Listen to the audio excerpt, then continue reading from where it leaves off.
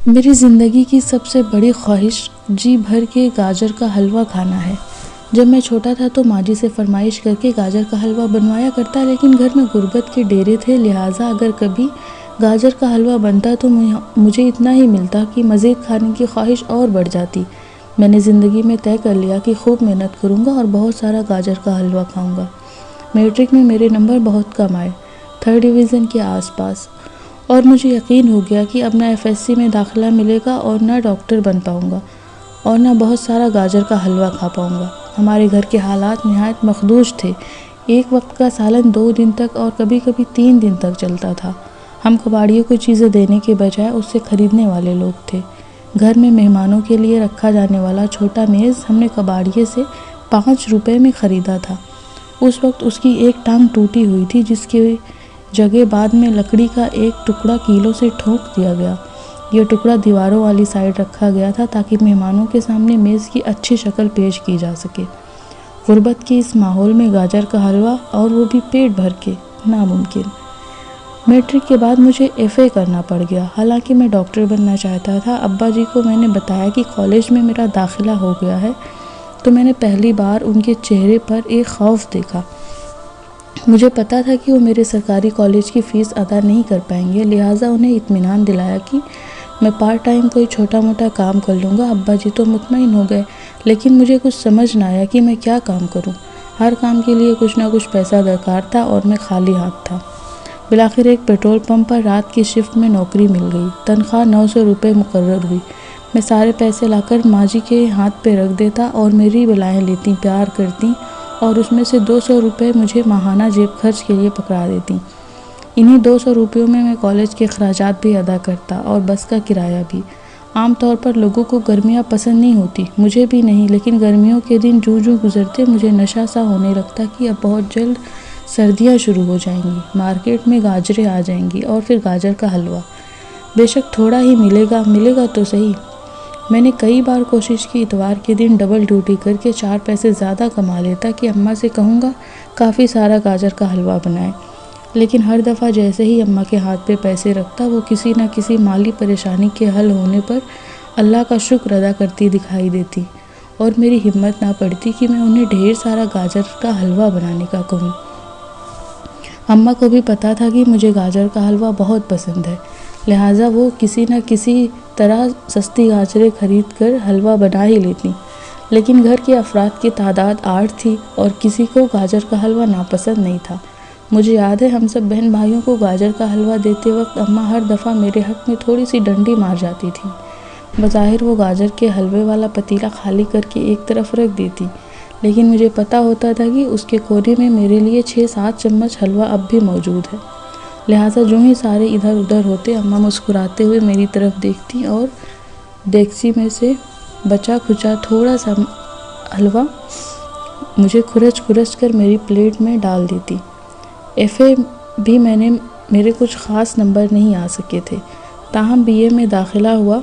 मैंने petrol pump की नौकरी छोड़कर एक प्लास्टिक के बर्तन बनाने वाली फैक्ट्री में नौकरी कर ली। यहाँ मेरी तनख्वाह बर्तन बनाने वाली फैक्ट्री में 1200 मुकर्रर हुई, ताहम मेरा जेब खर्च पूरा वही रहा। अब की बार मैंने सोचा कि हर महीने किसी न किसी तरह 50 रुपये ज़रूर जमा किया करूँगा, ताकि जब सर्दियाँ आएँ तो मेरे पास गाजर का हलवा खाने के लिए पैसे हों। इस 50 रुपये के लिए मुझे दोपहर के खाने की कुर्बानी देना पड़ी। मैं फैक्ट्री में हाफ़ टाइम के वक्त ढेर सारा पानी पीकर पेट भर लेता और भूख को ज़बरदस्ती भुला देता। कुछ दिनों तक मुझे इसकी आदत हो गई। मुझे याद है जब अक्टूबर का महीना शुरू हुआ तो मेरे पास 300 जमा हो गए थे। मैं बहुत खुश था। हर रोज़ फैक्ट्री जाते हुए मैं रास्ते में सब्ज़ी वाले से गाजरों का ज़रूर पूछता। एक दिन उसने बताया कि गाजरें आ गई हैं, लेकिन अभी कड़वी हैं, मीठी गाजरें 1 माह तक आएंगी। मैं निहाल हो गया, गोया अब मेरी दिली ख्वाहिश पूरी होने में सिर्फ 1 माह रह गया था। नवंबर में जब मुझे तनख्वाह मिली तो मेरे पास जमा किए हुए पैसे 350 हो चुके थे। मैंने सोचा अगर 350 रुपये से गाजर का हलवा बनाया जाए तो यकीनन हम सब घर वाले पेट भर कर गाजर का हलवा खा सकते हैं। मैंने अम्मा को तनख्वाह के पैसे पकड़ाए तो उनके हलक से एक आह निकल गई। मैंने चौंक कर पूछा, तो पहले तो वो हमेशा तनख्वाह के पैसे देखकर खुश हो जाया करती थी, अब ऐसा क्या हो गया? पूछा तो कहने लगी, तुम्हारी बहन के रिश्ते के लिए जिस जगह बात चल रही थी उन्होंने हाँ कर दी है, लेकिन वो लोग दिसंबर से पहले शादी करना चाह रहे हैं। हमारे पास तो खाने के पैसे नहीं, इतना सारा इंतज़ाम कैसे होगा। मैं सारी बात समझ गया था, लिहाजा अम्मा को तसल्ली दी कि खुदा बेहतर करेगा।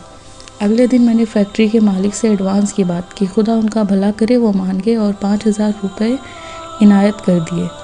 कुछ पैसे अम्मा ने भी जोड़े हुए थे, लिहाजा इंतहाई सादगी से बहन की शादी हो गई। मैंने BA से MA में आ गया। तनख्वाह अगरचे बढ़ गई थी, लेकिन हर माह 300 रुपये एडवांस की मद में कट जाती।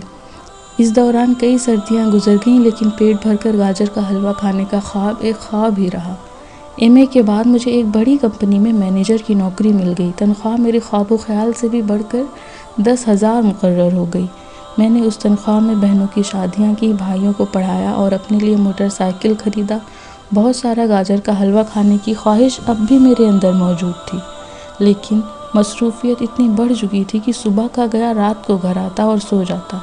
मैं चाहता तो मिठाई की दुकान से भी गाजर का हलवा ख़रीद के खा सकता था, लेकिन मुझे घी वाला हलवा पसंद नहीं था। अम्मा दूध और खोया डालकर जो हलवा बनाती थी वही मुझे पसंद था। फिर किस्मत ने अपना दूसरा रुख भी दिखाया। अम्मा एक दिन चारपाई पे लेटी और अगले दिन कब्र की नज़र हो गई। अभी इस सदमे की शिद्दत कम नहीं हुई थी कि 1.5 साल बाद वालिद साहब भी चल बसे। आज मेरे पास रुपए पैसे की रेल पेल है। मेरी बीवी बिल्कुल मेरी माँ जैसा गाजर का हलवा बनाती है। मेरे बेटे बेटियाँ बहुत शौक़ से ये हलवा खाते हैं, लेकिन मैं नहीं खा सकता। मैं शुगर का मरीज़ हूँ और डॉक्टर ने मुझे सख्ती से मीठा खाने से मना किया है। जब कुछ नहीं था तो मैं गाजर का हलवा खा सकता था, और अब सब कुछ है, लेकिन गाजर के हलवे का एक चम्मच भी मेरे लिए जहर है। मलिक साहब ने अपनी बात ख़त्म करते हुए टिश्यू पेपर निकाला और अपनी भीगी पलकें साफ़ करते हुए जेब से कैंड्रिल की डिब्बी निकाली और एक गोली चाय में डालकर चम्मच से हिलाने लगे। मैंने एक झुरझुरी सी ली और अपनी 2 चम्मच चीनी वाली चाय के कप को दिल से लगाते हुए होठों से लगा लिया।